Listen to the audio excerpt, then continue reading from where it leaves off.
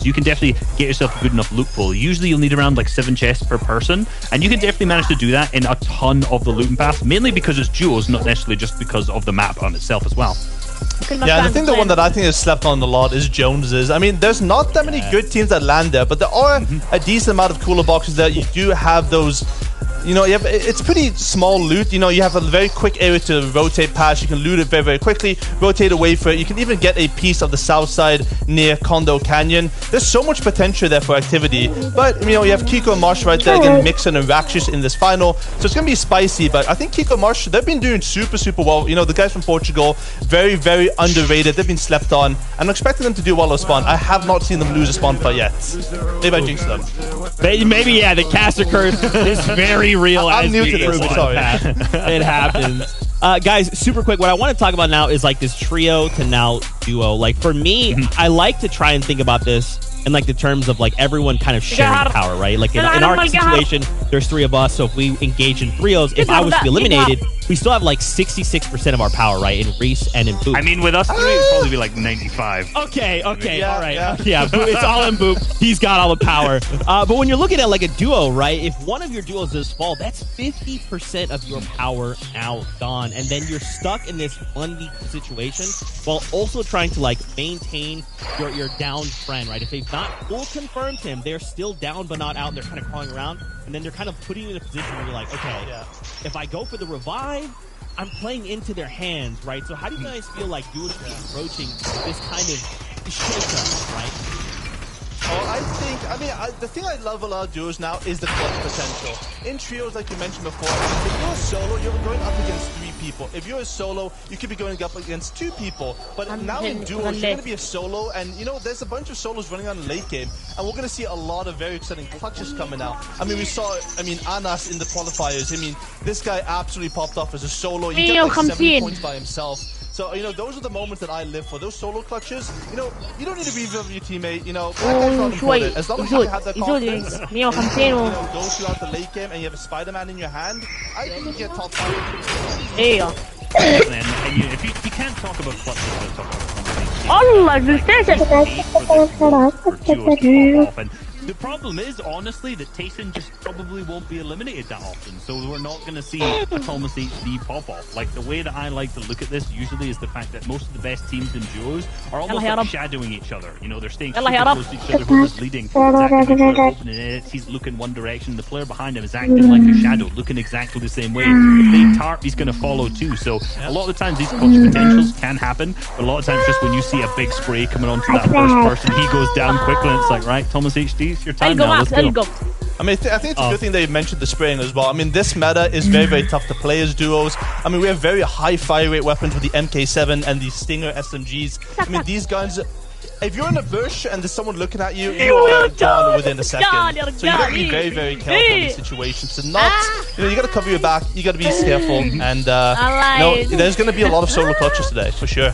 Yeah, and I think like utilization of an armored wall becomes even more important in endgame, right? Like, usually if someone in endgame is down to wood, it's like, this is the flashing signs, right? It's like, this guy has no materials. He does not have much. This is a free elimination. This is 3 points right here. So once you down to that wood, like utilizing those armored walls is super efficient to try and keep yourself away from focus from, say, a height team, from a low ground team, especially if you're on like the dead side of the zone. You can place one on the wall, cover the majority angles and be totally fine. So it's like, there are a ton of counters in there when it comes to endgame, but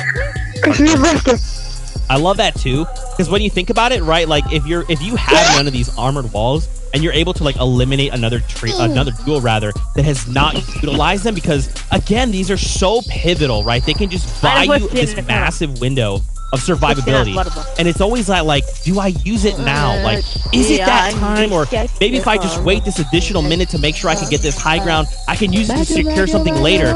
And it is that very like high risk, high reward, right? If you burn it too soon, you're gonna get sprayed, or maybe the storm moves away and you just don't get to utilize it at all. But at the same time, if you save it, you're like looking for that perfect opportunity. That opportunity may never present itself. So a lot of that is we're going to see these like kind of back and forth. It's always this constant mind game that I love to see in Fortnite specifically. And to kind of touch on like the speed, right? Like the TTK, the time to be eliminated, so to speak. I like the TTE. Good, there we go. Come on. I like I'm trying, man. I'm keeping up. I'm doing my best. Sorry, I'm so old now. It just happened. The time to be eliminated is so much shorter, right? In the past, we've seen things like you walk around a corner with your pump shotgun out, you do 200, and that's it. The player's gone, right? And that's it. They can't even really like react.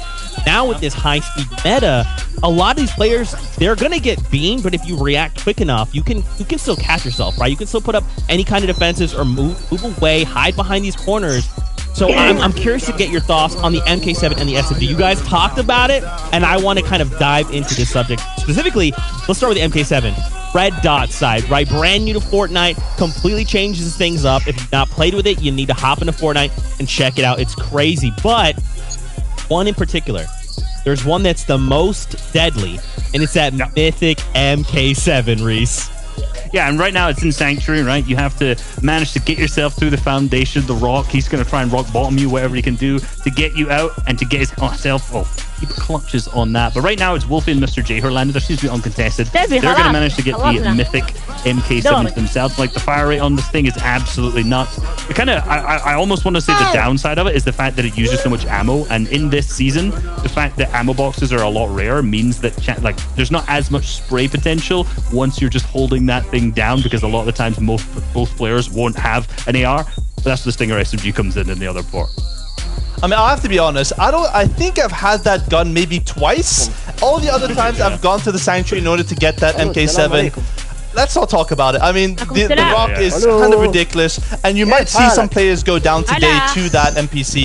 I mean, there is a way to do that for those that don't know. If you go up very high and use a harpoon, then you can eliminate the rock with fall damage. Such a weird sentence to say. I don't think I've ever would think to say that in my life. Yeah. Imagine like you look to yourself like 3 years ago and you're like, look, you're going to be talking about eliminating the rock. The rock. Broadcast 3 years time from now.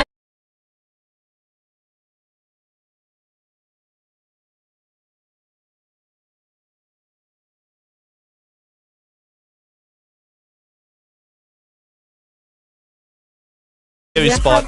Going through to the Stinger SMG that you mentioned, Z. I mean, that gun is going to be the primary load. We've seen a using